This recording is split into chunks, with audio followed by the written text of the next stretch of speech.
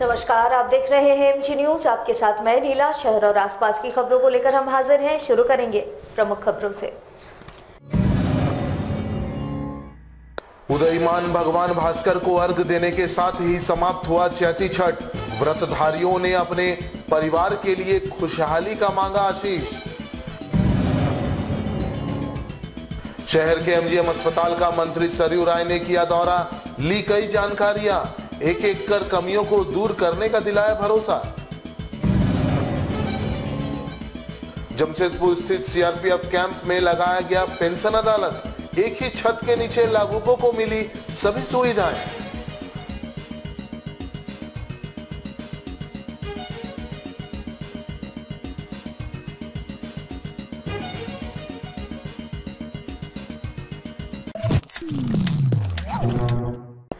अब खबरें विस्तार से।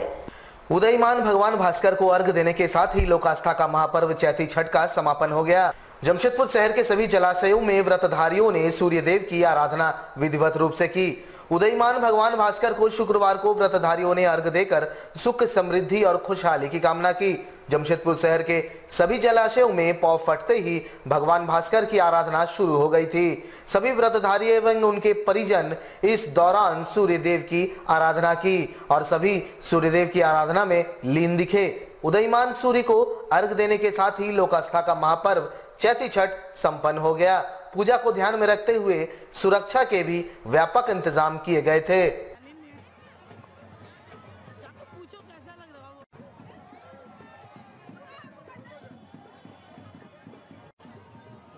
बहुत बड़ा महत्व है, सब कोई करता, मनोकामना पूरा होता है हर चीज का। इसी के लिए चैती छठ सब नहीं करता है, घर से मनोकामना जिसका रहता है वो सब करता है। खीर भोजन है, कद्दू भात है ना, और पहली अर्घ है, खड़ना हुआ, पहली अर्घ और परना है। जो भी मनोकामना अपना इच्छा के ऊपर है ना। जमशेदपुर स्थित कोल्हान के सबसे बड़े सरकारी अस्पताल एमजीएम अस्पताल का दौरा शुक्रवार को राज्य के मंत्री सरयू राय ने किया। साथ ही साथ यहां के कमियों को भी उन्होंने जाना। इन्होंने भरोसा दिलाया कि अस्पताल के सभी कमियों को एक एक कर दूर कर दिया जाएगा। इस दौरान मंत्री ने पूरे अस्पताल परिसर का निरीक्षण किया। साथ ही अस्पताल के अधीक्षक तथा एमजीएम मेडिकल कॉलेज के प्राचार्य के साथ एक बैठक भी की, जिसमें उन्होंने अस्पताल की कमियों की जानकारी हासिल की। इसके बाद उन्होंने अस्पताल के अधीक्षक को सिलसिलेवार तरीके से कमियों की सूची बनाकर देने के निर्देश दिए। बातचीत के क्रम में मंत्री ने कहा कि लगातार अस्पताल की कमियों का दंश मरीजों को झेलना पड़ रहा है और इस कारण उन्होंने निश्चय किया है कि प्रत्येक सप्ताह अस्पताल में एक बार दौरा कर यहां के कमियों को जानेंगे। इन्होंने कहा कि पहले छोटी छोटी कमियों को दूर किया जाएगा और एक एक कर जितनी कमियां अस्पताल में है सभी को दूर कर दिया जाएगा। इसके लिए वे सरकार के समक्ष बात को रखेंगे और अगर चुनाव रहने के कारण जरूरत पड़ी तो चुनाव आयोग तक भी अपनी बातों को वे पहुंचाएंगे और यहाँ की कमियों को दूर करेंगे।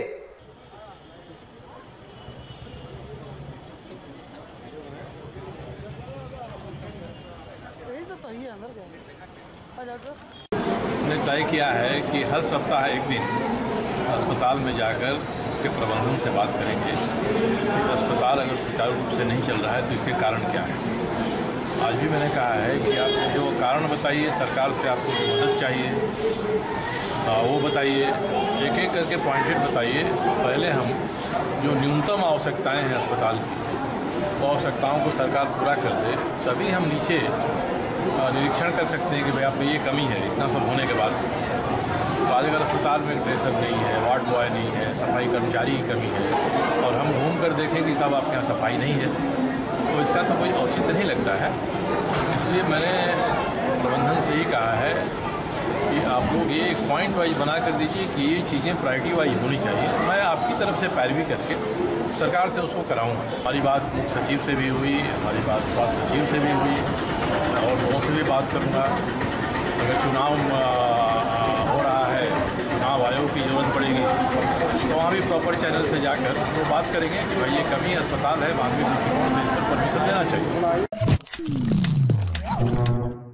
जमशेदपुर स्थित सीआरपीएफ बटालियन कैंप द्वारा पेंशन अदालत शुक्रवार को लगाया गया, जिसमें सीआरपीएफ से सेवानिवृत्त हुए तमाम पेंशनधारियों की समस्याओं का हल निकाला गया। बता दें कि इसमें जमशेदपुर तथा इसके सटे जिलों में सेवानिवृत्त हुए सीआरपीएफ के पेंशनधारी शामिल हुए। मौके पर सीआरपीएफ के डीआईजी समेत तमाम अधिकारी व बैंक कर्मचारी मौजूद रहे। एक ही छत के नीचे पेंशन से जुड़े तमाम समस्याओं को सुलझाने हेतु इस पेंशन अदालत का आयोजन किया गया था। मौके पर उपस्थित सीआरपीएफ के डीआईजी ने कहा कि ये बहुत ही हर्ष की बात है कि अधिकतर पेंशनधारियों को उनका पेंशन समय पर मिल रहा है। जहां तक कुछ लोगों की समस्याएं हैं तो उन्हें दूर करने हेतु इसका आयोजन किया गया, ताकि एक ही स्थान पर उनके सभी समस्याओं का समाधान निकले और उन्हें समय पर पेंशन मिल सके। दिनों में संख्या में बढ़ोतरी होगा। पेंशन भोगियों के लिए पेंशन अदालत का आयोजन किया गया है, जिसमें झारखंड स्टेट के जो एडजॉइनिंग डिस्ट्रिक्ट्स हैं, स्टेट के जो डीसी जमशेदपुर एडजॉइनिंग डिस्ट्रिक्ट्स हैं, उनके पेंशनर्स को हम लोगों ने इनवाइट किया था, जिससे कि उनका कोई यदि पेंशन रिलेटेड कोई इशू है और वो एड्रेस करवाना चाहते हैं तो उस चीज़ को करवाने के लिए तो हमारे पास में पेंशनर्स उपस्थित हुए हैं। और ये बहुत हर्ष की बात है कि मैक्सिमम जो पेंशनर्स हैं उनको जो पेंशन है वो टाइमली मिल रहा है। और उसमें कुछ इनके क्रेडिट कार्ड या इनके कार्ड्स के रिगार्डिंग कोई पॉइंट था, उस चीज़ को हम लोगों ने नोट कर लिया है और उस चीज़ को हम लोग इमीडिएटली एड्रेस करवाएंगे। और जो इंस्टीट्यूशंस हैं जहाँ पे जो हमारे पास में मिस्टर अशोक आरपीओ पटना से आए हैं, स्टेट बैंक की साइड से मिस्टर नाइक हमारे साथ में आए हैं और इन्होंने ऑन द स्पॉट जो भी रिक्वायरमेंट उनका अपना रिक्वायरमेंट था उसके बारे में असेस किया गया है। और पेंशनर्स को जो बैंक की साइड से रिक्वायरमेंट है, जो पे एंड अकाउंट्स ऑफिस की साइड से रिक्वायरमेंट है, उसके बारे में भी उन लोगों को ब्रीफ किया है। जमशेदपुर लोकसभा क्षेत्र का पहला चुनावी कार्यालय भारतीय जनता पार्टी ने पूजा अर्चना के साथ विधिवत उद्घाटन किया। आपको बता दें कि साक्षी के राजेंद्र विद्यालय के समीप बीजेपी का पहला चुनावी कार्यालय खोला गया है। इस मौके पर प्रत्याशी व सांसद विद्युत वरण महतो, खाद्य प्रतिमंत्री सरयू राय, विधायिका मेनका सदार और विधायक लक्ष्मण टुडू समेत कई भाजपा नेता मौजूद रहे।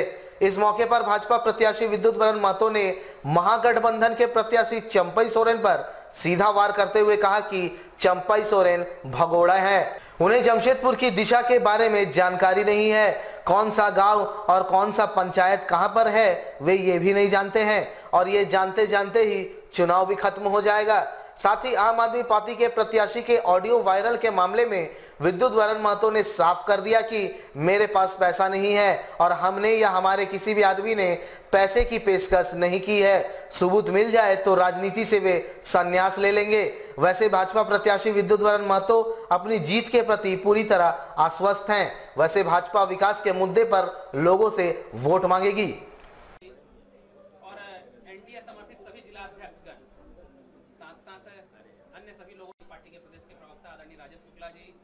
मैदान से हट चुके हैं भाजपा का डर से, वो भी आरोप लगाते हैं, है कि नहीं। इसीलिए हम लोग बोले अभी भी समय है, टिकट बदल के हमने सामने आ जाओ, हिसाब किताब बराबर हो जाए। मिल करके आपको देख रहा है, कोई बात नहीं, क्योंकि सब भगोड़ा लोग है, इस लोग से कोई दम नहीं है। और वो लोग जो है कर्मभूमि रहा सराय किला में और यहाँ लड़ेगा तो उसको कहाँ पता है झांटी झरना किधर है, डुमुरिया कहाँ है, कोलाबिरिया कहाँ है, तो जानते जानते तो वोट खत्म हो जाए।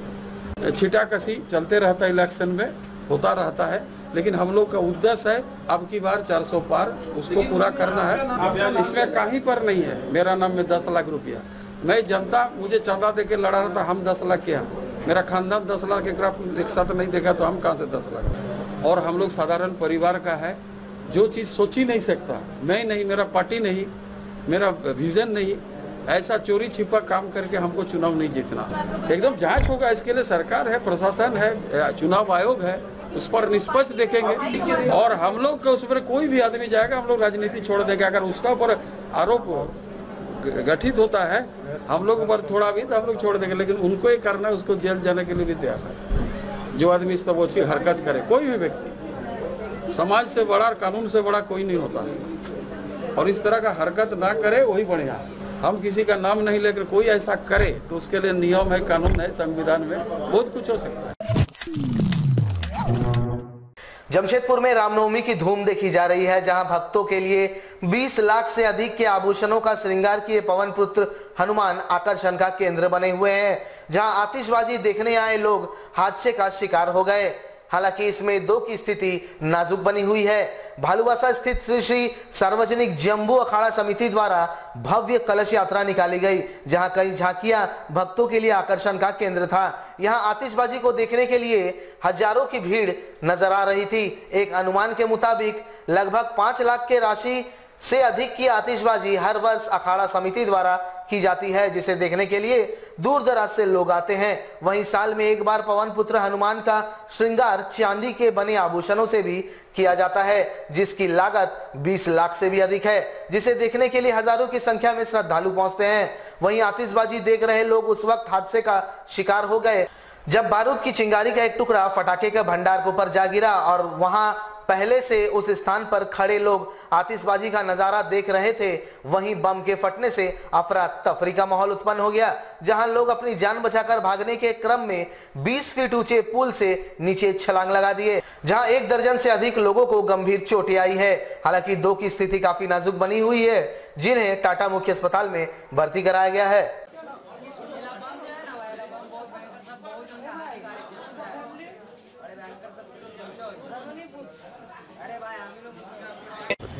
हुआ ये था कि भीड़ बहुत ज़्यादा था और आपका आतिशबाजी हो रहा था। कुछ तत्व भीड़ होते हुए भी सबको दूर रखा गया था, लेकिन दौड़ के पटाखे के पास जबरदस्ती जा रहे थे, लाइव वीडियो कर रहे थे, रिकॉर्डिंग कर रहे थे।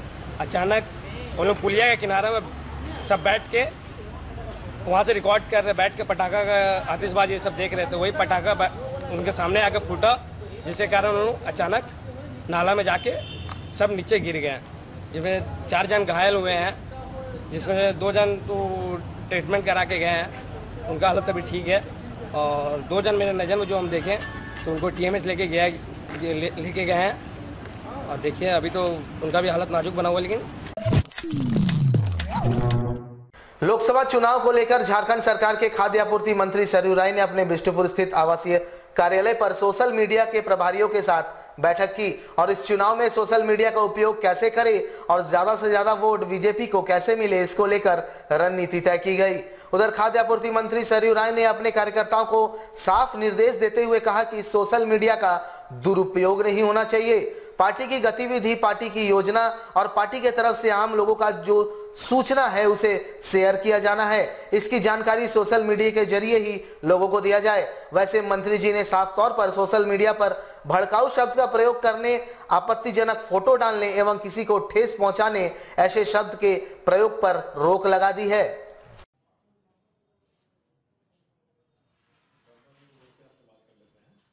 क्षेत्र के सोशल मीडिया के युवक हैं, अलग अलग मंडलों से हैं। सोशल मीडिया का जो महत्व है किसी को बताने की ज़रूरत नहीं है। हम लोग आपस में बैठकर ये चर्चा कर रहे हैं कि हम लोग सोशल मीडिया के प्लेटफॉर्म को कितना उपयोगी बनाएं और कितना अच्छा बनाएं। जो सोशल मीडिया के आजकल ऋणात्मक पहलू दिखाई पड़ रहे हैं उससे हम कैसे उबर सकें और नौजवानों में भी हम एक मैसेज दें कि इसका सार्थक उपयोग हम करें। मुफ्त में जो प्लेटफॉर्म मिला है उस पर हम अनावश्यक गार्बेज, बोझ, कूड़ा कचरा डालकर इसके महत्व को कम नहीं करें, बल्कि हम अच्छी चीज़ें डालें जिससे जानकारी बढ़े लोगों की। तो पार्टी का जो सीमित दायरा है उस सीमित दायरे में हम लोगों का यही प्रयास होगा कि राजनीतिक जागरूकता बढ़े, नीति सिद्धांत की बातें इस प्लेटफॉर्म के माध्यम से हो और जो हमारे देश के या राज्य के, हमारे क्षेत्र के युवा हैं, उन युवकों के विचार को, मानसिकता को भी हम परिवर्तित कर सकें। तो सार्थक बहस में जुटे, व्यक्ति के खिलाफ नहीं बल्कि विचार के पक्ष में, विचार के विपक्ष में ये सब बातें हों तो आगे के लिए शिक्षण भी होगा युवकों का और सोशल मीडिया प्लेटफॉर्म की जो प्रासंगिकता है वो प्रासंगिकता भी बनी रहेगी। जमशेदपुर में यूथ इंटक प्रदेश कमेटी की ओर से एक बैठक आयोजित की गई, जिसमें प्रदेश तथा सभी जिला कमेटियों का विस्तारीकरण किया गया। इस दौरान इंटक के राष्ट्रीय सचिव राकेश्वर पांडे मौजूद रहे। बता दें कि विगत दिनों प्रदेश कमेटी और कई जिला कमेटियों के अध्यक्ष की घोषणा कर दी गई थी, लेकिन उनका विस्तारीकरण तथा बाकी जिलों के कमेटियों का गठन बाकी था, जिस कारण इस बैठक का आयोजन किया गया। बैठक में इंटक के राष्ट्रीय सचिव राकेश्वर पांडे ने तमाम कमेटियों की घोषणा की, साथ ही सभी को आगे मजदूर हितों में कार्य करने के लिए प्रेरित भी किया।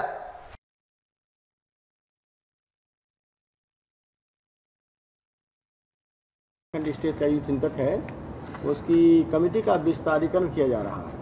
मतलब राज्य की पूरी कमेटी बनाई जा रही है, कुछ ज़िले के भी कमेटी बनाई जा रही है। कुछ ज़िले में ऑलरेडी हम लोग अध्यक्ष बना चुके हैं पहले ही, और शैलेश जी तो स्टेट के प्रेसिडेंट हैं हमारे काफ़ी पहले से तो, और अन्य ज़िलों में भी कुछ 2-4 ज़िले में अध्यक्ष बनाए थे, लेकिन बाकी ज़िला बाकी था और स्टेट कमेटी का भी नहीं हुआ था। तो अभी स्टेट कमेटी बना ली गई है और उसकी जानकारी लोगों को दी गई है, और ये डिसीजन हुआ था कि प्रेस के लोगों को भी ब्रीफिंग कर दिया जाएगा। मुख्य उद्देश्य यह है। जमशेदपुर स्थित एमएनपीएस स्कूल प्रांगण में इनोवेशन डे का आयोजन किया गया, जिसमें स्कूली छात्रों ने रोबोटिक्स विषय पर अपने मॉडल्स तैयार किए और कई बारीकियों को भी जाना। लगातार समय समय पर इस स्कूल के द्वारा छात्रों को तकनीकी ज्ञान देने हेतु इस तरह के कार्यक्रमों का आयोजन स्कूल में किया जाता है। इस बार बाबा साहेब अंबेडकर की जयंती के उपलक्ष्य में इसका आयोजन किया गया। वहीं इनके द्वारा बाहरी स्कूल के छात्रों को भी इसमें शामिल किया गया ताकि वे भी इससे बेहतर सीख सके। स्कूल प्रबंधन के अनुसार रोबोटिक्स एक ऐसा विषय है जिसको लेकर छात्रों में विशेष रुचि देखी जाती है, और इस तरह का आयोजन से छात्रों को किताबी ज्ञान से हटकर जानकारियां मिलती है और इससे वे आगे तकनीक के क्षेत्र में बेहतर प्रदर्शन कर सकते हैं।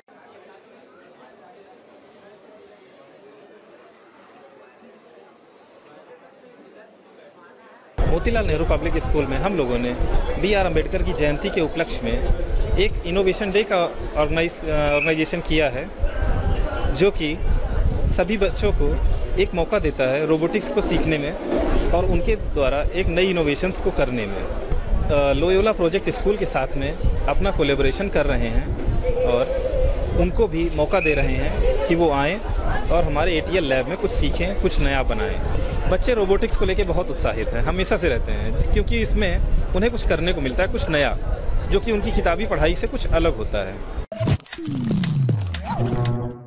जमशेदपुर के बिष्टुपुर थाना अंतर्गत PM मॉल के हाउसकीपिंग का काम करने वाली एक महिला ने आदित्यपुर पुल से कूदकर आत्महत्या करने का प्रयास किया। वैसे स्थानीय लोगों ने तत्काल इसकी सूचना स्थानीय पुलिस को दी, जिसके बाद मौके पर पुलिस पहुंची और महिला को मेडिका अस्पताल पहुंचाया, जहां महिला की स्थिति नाजुक बताई जा रही है। बताया जाता है कि मंजू मुखी नामक महिला PM मॉल की हाउसकीपिंग की काम करती है और वह सरायकेला जिले के RIT थाना अंतर्गत कुलुमटांगा की रहने वाली है। पिछले कुछ दिनों से महिला जमशेदपुर के नीलडी में अपने बहनोई के यहाँ रह रही थी। आज दोपहर उन्होंने खाने के नाम पर महिला मॉल से निकली, जिसकी थोड़ी देर बाद यह घटना घटी। फिलहाल पुलिस मामले की तफ्तीश में जुट गई है। महिला के पति का नाम रिंटू मुखी बताया गया है और उसके 2 बच्चे भी हैं। पुल से कूदी, हम लोग उठा के कांतिलाल में भर्ती कर दिए। अच्छा, बस नहीं हम जानते, कोई कारण हम नहीं जान रहे हैं, कुछ पता चलेगा तब। अच्छा, नहीं अभी जा रहे हैं PM मॉल, वहाँ उसका कोई गार्जियन काम कर रहा है। जमशेदपुर के आजादनगर थाना पुलिस ने मुर्गा मैदान में छापेमारी कर 3 गाय को प्रतिबंध मांस विक्रेता से मुक्त कराया। वहीं 60 किलो प्रतिबंधित मांस को भी पुलिस ने बरामद किया है। वैसे पुलिस ने इस मामले में एक व्यक्ति को गिरफ्तार भी किया है, उससे पूछताछ की जा रही है। आपको बता दें कि गुप्त सूचना के आधार पर पुलिस ने आजादनगर थाना क्षेत्र के मुर्गा मैदान में वर्षों से चल रहे बूचड़खाने में छापेमारी कर गायों को मुक्त कराया और एक संचालक को भी गिरफ्तार किया गया है। पास किया गया है, घर से कुछ जानवर का कटा हुआ मांस मिला है और 3 को जिंदा जानवर। ठीक है, हम लोग पता कर रहे हैं। गिरफ्तारी एक आदमी के हुई, हम लोग देख लेते हैं कौन क्या नहीं है। जिंदा जानवर जब्त हुआ है, गाय, बाछी और कुछ करीब 40-50 किलो के लगभग मांस है। हमारे साथ लगातार जुड़े रहने के लिए आप हमें YouTube पर जरूर सब्सक्राइब करें।